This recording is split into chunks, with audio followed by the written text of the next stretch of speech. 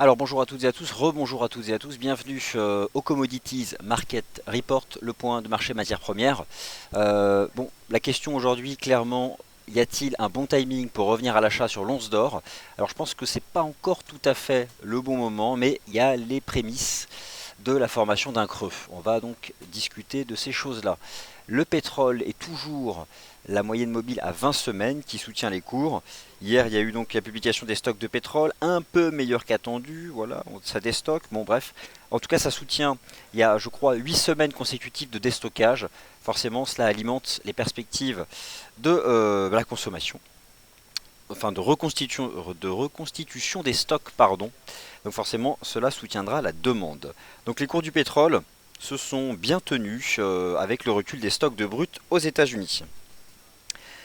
Bon, forcément, aujourd'hui, on va envisager beaucoup de choses là, enfin quelques éléments d'analyse technique sur les matières premières, mais n'oubliez pas que cette analyse technique aujourd'hui peut parfaitement être complètement malmenée par le contenu de la conférence de presse de Mario Draghi à partir de 14h30.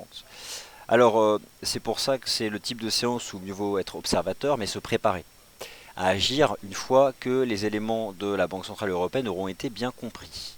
Alors, ça va être rapide ce que je vais vous proposer aujourd'hui sur les matières premières. Les deux pétroles, je confirme et je signe, enfin je signe, façon de parler, et au passage, l'avertissement sur les risques liés au trading. Je considère que la moyenne mobile à 20 semaines sur les deux contrats de pétrole, pétrole brut américain et pétrole Brent, constitue un bon point d'entrée, en tout cas une bonne façon de gérer son risque à l'aide d'un indicateur dynamique. Vous êtes ici donc sur un graphique de Lucas Oil en données journalières, mais vous avez donc ici la moyenne mobile à 20 semaines, source des données weekly, et regardez donc sa perfection technique depuis 2014, c'est vraiment au point près, au dollar près. Donc elle a vraiment ce rôle pivot, elle a une pente ascendante, donc voilà, c'est donc une bonne chose. On a fait un marteau hier en terminologie japonaise sur Lucas Oil. Regardez l'US Oil, lui qui a fait peut-être en train de construire un double bottom au-dessus des 44,40, avec là aussi le rôle de la moyenne mobile à 20 semaines. Alors, à un moment où le dollar américain commence à temporiser. Alors je vous rappelle que le dollar américain a fortement monté ces dernières semaines, essentiellement au regard de l'aspect refuge des actions américaines et des contrats de taux. Maintenant voilà, la Fed c'est la semaine prochaine, elle aura une approche très modérée, donc dollar US peut commencer un peu à consolider. On verra. GBP USD remonte et cet après-midi, si la BCE n'annonce rien de nouveau, le marché attend une action forte en fait pour vendre l'euro dollar. Clairement. Regardez le yen, il s'effondre, les paires en yen rebondissent fortement parce que il y aura une action forte à la fois du gouvernement japonais et de la Banque centrale. Si la BCE ne fait rien parce que le camp allemand bloque tout, on connaît ces dissensions, eh bien l'euro dollar pourrait remonter. Donc en tout cas, les pétroles ici sont soutenus par MM 20 semaines et ça m'intéresse. L'once d'or a-t-il fini de baisser? J'ai pas encore la réponse. Alors rappelez-vous hier ce que nous vous avons proposé d'être patient et d'attendre la ligne de tendance haussière qui en données journalières attrape le point bas du 3 juin et le point bas du 24 juin. Alors on ne l'a pas pile poil touché et ça reste encore tout à fait possible, donc il ne faut pas se précipiter. On peut parfaitement envisager la poursuite d'une dérive latérale jusqu'au point de contact, où ça peut un peu remonter puis revenir sur la ligne de tendance. Donc attention, de toute façon on commence à faire une compression en biseau descendant au-dessus de cette magnifique trendline. C'est vrai que le RSI H4 propose une situation de divergence. Le RSI D1 tient 50, et ça c'est possible qu'il le tienne. Au-dessus de 50, le RSI D1 sur les 14 derniers jours, vous avez une majorité de variations positives, et puis ça va dans le sens de la tendance du dollar américain. Donc bon, la zone d'entrée de toute façon, hier on s'est approché de la ligne de tendance, on a fait un plus bas à 1310. Qu'est-ce qui serait réellement positif pour le gold? Écoutez, ce serait de refranchir cette MM20 et cette MM50, notamment la MM50 H4. Donc pour l'instant, écoutez, on a l'amorce d'une stabilisation, mais en aucun cas la confirmation qu'on n'ira pas chercher pile poil la ligne chartiste. Alors après, forcément, on pourra probablement déjà acheter 1310 parce que, bénéfice du doute, va-t-on réellement un jour tester la trendline?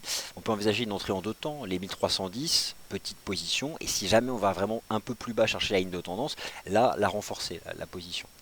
Dans tous les cas de figure, il y a donc pour cette stratégie de la ligne de tendance un niveau d'invalidation sous un chiffre rond, tout simplement les 1300 $, la partie haute du précédent range trading, ici donc, dont les cours étaient sortis par le haut le 24 juin, donc avec ce vote des Britanniques favorable au Brexit.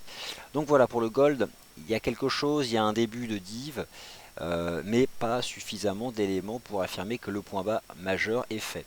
Mais si vous avez pu patienter depuis le 10 juillet jusqu'à ce que le marché approche de cette ligne chartiste, on commence à entrevoir un timing pas trop assez intéressant, quoi.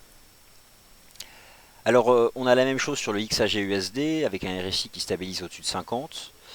On a un XAG-USD qui tient ce support là, qui était donc le point bas de la séance du 8 juillet à 19,20 $, mais là aussi on n'a pas encore suffisamment d'éléments pour envisager le point bas majeur.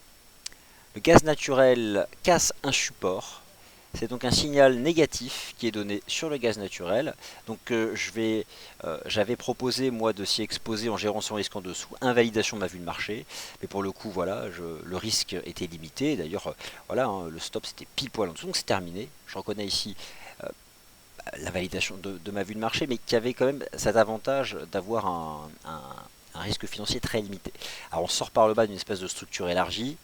Bon, j'ai le sentiment que le marché ici du gaz naturel va revenir chercher le point bas de la phase de la structure d'élargissement. C'est souvent comme ça que ça se passe lorsqu'on sort par le bas d'une pattern chartiste. Donc voilà, sans vous proposer de stratégie de vente, je pense qu'on va se replier dans cette zone vers les 2,53. Et d'ailleurs, tôt ou tard, revenir à l'achat sur ce marché, oui, mais il va falloir patienter un certain temps, comme l'once d'or finalement, avec des lignes chartistes qui n'ont pas encore été testées. Je vous rappelle qu'une ligne chartiste c'est 1 point, 2 points, et moi j'ai toujours apprécié le principe du premier test. Sur l'once d'or, 1 point, 2 points, la ligne chartiste existe, et là c'est donc le premier test, mais qui n'a pas exactement été fait. Le cuivre, toujours résilient, voilà, sans accélérer pour autant, mais on voit bien que le marché tente de s'extraire par le haut de ce canal baissier. Moi je vais conserver une vue positive tant qu'on se maintient au-dessus de la moyenne mobile à 20 jours, ici sur le CFD Copper. Voilà, bah écoutez, je vois pas de questions sur ce qui a été dit, donc voilà, ainsi s'achève le point sur ces matières premières.